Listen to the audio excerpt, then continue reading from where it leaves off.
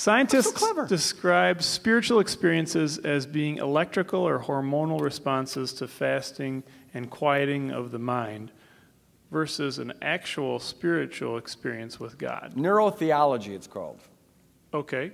You want to expand on that? Clearly he does. Well, we got 30 seconds. Well, you got No, you don't. 20 now. But. Well, the only thing that's happened here in the last, with the advances of neuroscience, we're able to map the brain, find out what the brain's doing when it's thinking about what and feeling what, whatever, and it's really a fascinating field. And they found out that there's certain sections of the brain that seem to be hardwired for spiritual experiences. And then when people meditate, certain things are happening in the brain, and it calms down, pleasure centers being activated.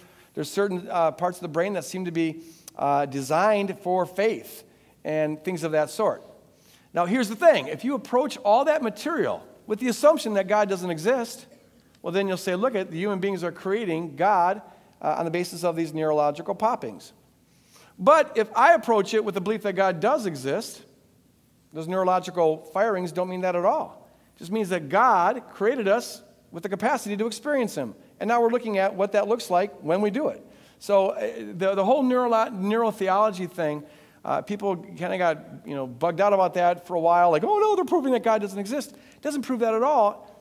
If anything, I turn it around and say, I think, you got to explain how come we're hardwired for this belief in God and these benefits from meditation and prayer and all the rest.